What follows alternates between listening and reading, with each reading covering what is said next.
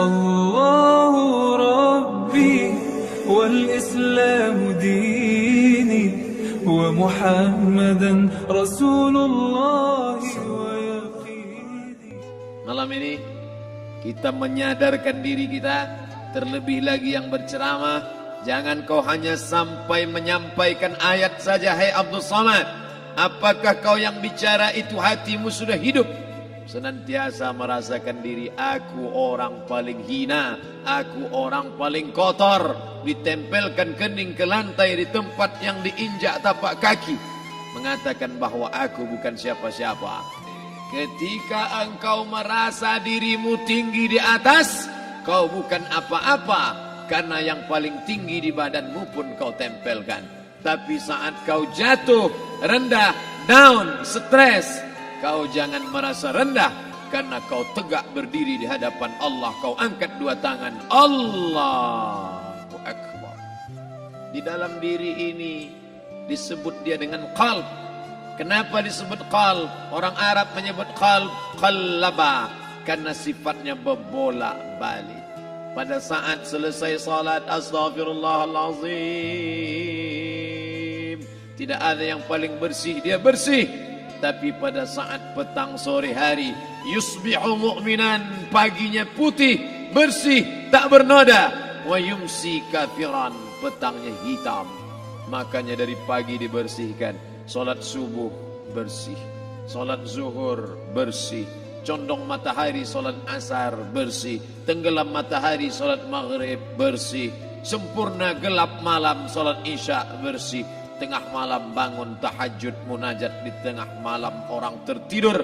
Wa tusalli bil laili wan nasu niyam, engkau tegak di waktu malam di saat orang semua sedang tenggelam dalam lelap tidur panjang, tapi engkau menangis meratap mengenang dosa begitu banyak. Sab'atun yuzilluhumullah, di antara 7 yang mendapatkan naungan Allah.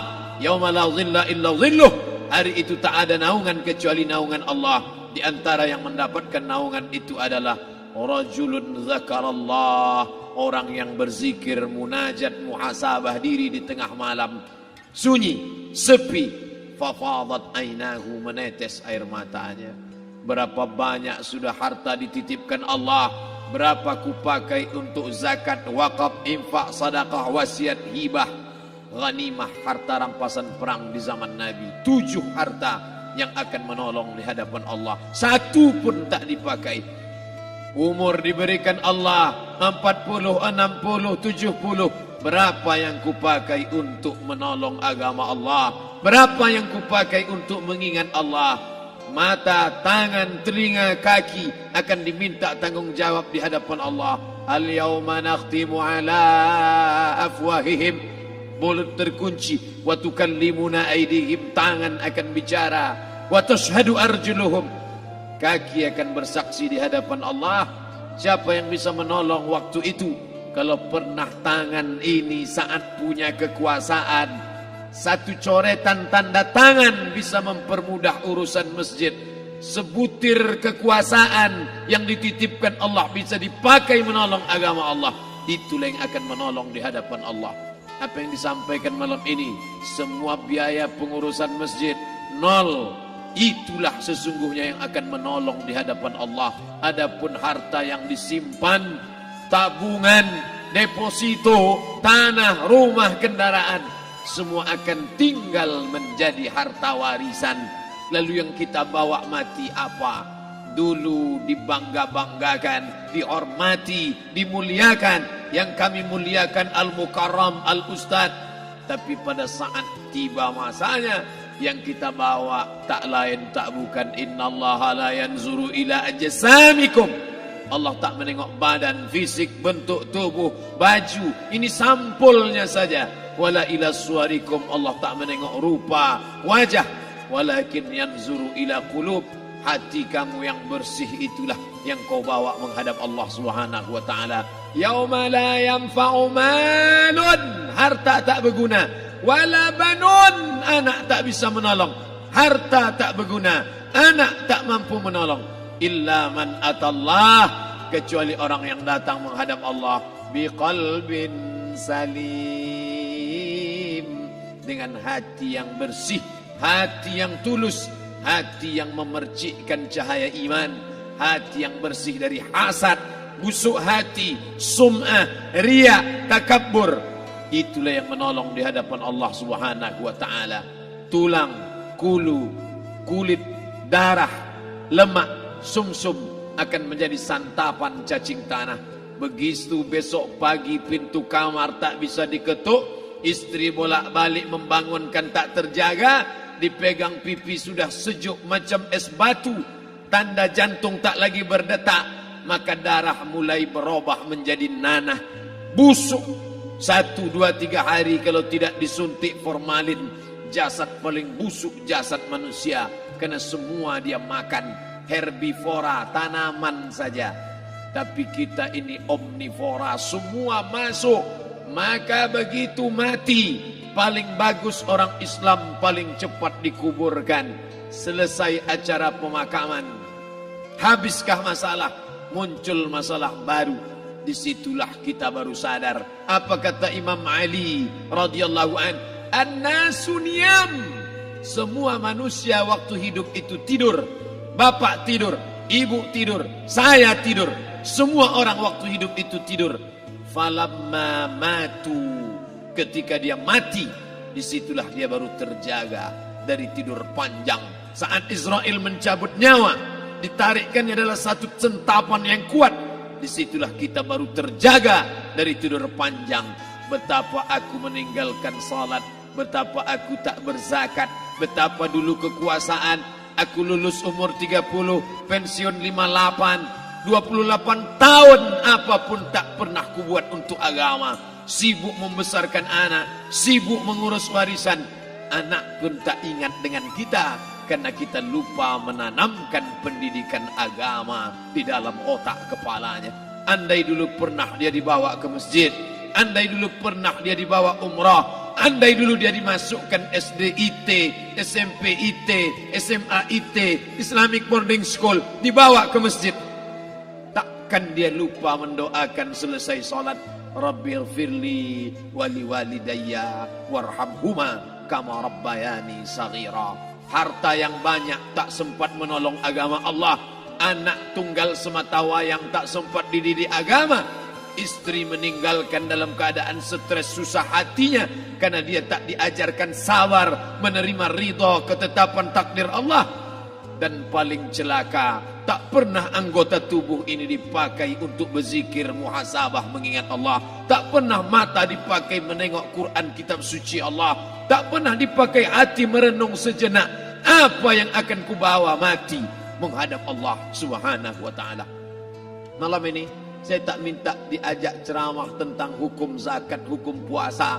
Yang ditanya adalah bagaimana kita merenung sejenak. Abdul Somad, engkau berhadapan dengan para pegawai Badan Pertanahan Nasional Provinsi Riau, berkumpul 12 kabupaten kota. Ini orang-orang ngurus tanah, dari dalam tanah naik ke atas tanah, ngurus tanah, ngurus tanah, ngurus tanah, masuk ke dalam tanah. Abdul Somad dari dalam tanah naik ke atas tanah, ceramah, ceramah, ceramah, ceramah, ceramah, masuk balik ke dalam tanah. Yang kau bawa apa? Baju koko tinggal, peci tinggal, pakaian kehormatan tinggal. Yang tentara belum pernah saya diundang. Ustadz besok datang takziah, bapak anu tentara meninggal, tahu-tahu kain kafannya loreng. Tak ada. Yang kau bawa kain tidak berjahit, disobek, kerak. Itu yang akan menyampul kulitmu, yang selama ini kau dimandikan, dibersihkan oleh ibumu dulu 60 tahun yang lalu. Sampai masanya kau lupa kapan kau dimandikan dulu. Sekarang ruh melihat, disebut dia ruh karena dia raha ya ruhu ruh, seperti aroma semerbak yang datang pergi hinggap. Ruh sampai masanya dia datang masuk ke dalam jasad. Ruh sampai masanya dia pergi meninggalkan jasad. Malam ini dimuliakan Al-Mukarram Haji Abdul Somad LCMA. Kenapa Abdul Somad ini dimuliakan? Karena ruh hinggap sejenak sebentar. Sampai masanya besok pagi dia ruh keluar dari dalam tubuh ini. Anak yang katanya ayahku sayang, istri katanya kaulah abang. Sampai masanya mereka tak lagi mau mendekat. Rumah itu saya yang buat, saya yang mengukurnya. Tapi begitu ruh sudah keluar dari badan, tidak satu pun semeter, sesenti, sejengkal, sehasta ada tempat di rumah itu untuk jenazah bernama jenazah Abdul Somad. Dulu orang bertanya, rumah Ustadz Somad di mana? Hari ini orang tidak lagi bertanya, tak lagi menyebut nama. Orang sudah mengatakan kuburnya mana. Dulu kalau dia masuk masjid, didatangi orang, disalami orang. Mahasiswa, anak-anak, remaja mencium tangannya sebagai tanda hormat. Tapi begitu diletakkan keranda, kita akan sholat jenazah nanti selepas sholat zuhur. Apa kata orang? Letakkan di tepi sana, letakkan di tepi sana. Tak satu pun mau mendekat, letakkan dia di sana. Bahkan sebagian mengatakan jangan dalam masjid, letakkan dia di luar. Dia tidak disebut engkau yang mulia, tidak digunakan kata ganti orang langsung. Letakkan dia di sana. Bahkan sebagian tak lagi, padahal tempat paling mulia sebelah kanan, orang tak lagi mau di kanan, mulai dia menjauh ke kiri. Kenapa kau ke sana? Takut aku mimpi hantu nanti malam. Mana kawan, sahabat, andai tolan, anak menantu, teman sekantor, semuanya pergi meninggalkan. Yang tetap dibawa, kalau pernah kaki melangkah salat berjamaah di masjid, kalau pernah tangan mengusap kepala anak yatim, kalau pernah tangan mengucap subhanallah. Nanti di akhir tausiah kita akan berzikir, munajat, muhasabah diri, berdoa, mengenang apa yang akan kita bawa menghadap Allah Subhanahu wa taala. Datang malaikat membawa kain kafan dari cahaya, akan menyambut ruh yang mulia. Hadis riwayat Ahmad bin Ambal dalam kitab Al-Musnad. Turun malaikat berlomba-lomba membawa kain putih dari cahaya, menunggu ruh akan keluar. Ruh menetes seperti embun di ujung daun. Daun tidak bergoyang, ranting tidak patah. Ruh menetes pelan turun ke dalam kain kafan, dibawa malaikat ke pintu langit. Tak sabar mereka menyambut. Inikah dia yang selama ini berjamaah? Inikah yang dulu ketika dititipkan kekuasaan menolong agama Allah? Kam min masyhurin fil ardi walam yakun ma'rufan fis sama. Berapa banyak yang masyhur terkenal di bumi, malaikat tak mengenal dia. Ini roh siapa? Tapi ini bukan LCMA, dia bukan ustadz, dia bukan ulama, tapi imannya dalam, kekuasaan dipakai menolong agama Allah. Ruhnya keluar di bawah, semua malaikat mengucapkan salam. Inilah orang yang selama ini kami tunggu-tunggu, catatannya sudah lama. Setiap pagi petang, malaikat subuh membawa catatan namanya, malaikat malam membawa catatan namanya. Kami merindukannya. Begitu orang-orang yang masyhur di langit, tapi tak dikenal makhluk bumi. Tapi ada sebaliknya, yang rohnya disentapkan, ditarik malaikat. Dengan begitu tarikan yang sangat kuat, Nabi bertanya saat Isra Mi'raj kepada mereka yang sudah mati ribuan tahun yang lalu, apa yang kalian rasakan? Yang satu mengatakan seperti tebasan pedang di tempat yang sama beratus kali. Yang satu mengatakan seperti kambing yang dikuliti hidup-hidup. Yang satu mengatakan seperti mata kail pancing ditarik dari kulit yang basah. Maka kita berdoa setiap selesai salat, Allahumma hawwin alaina, ringankan kami ya Allah, fi sakaratil maut, di saat sakaratul maut yang amat sangat menyakitkan itu. Dan mereka yang pergi tak pernah kembali, mereka yang mati tak pernah bercerita, kecuali hanya kepada Sayyidina wa Maulana Muhammad sallallahu alaihi wasallam. Di saat malam pertama di tempat yang gelap, di tempat yang tak pernah diimpikan oleh orang, tapi kita tetap melewati dan merasakannya. Perlahan-lahan cacing tanah, ular-ulat kalajengking akan menggerogoti kulit yang selama ini dimandikan, selama ini dipakaikan sampo yang mahal, selama ini dioleskan pelembab yang lembut. Tapi ternyata sebelum roh keluar jasad, setelah keluar, dia hanya akan menjadi santapan cacing tanah. Hancur berkeping hari demi hari.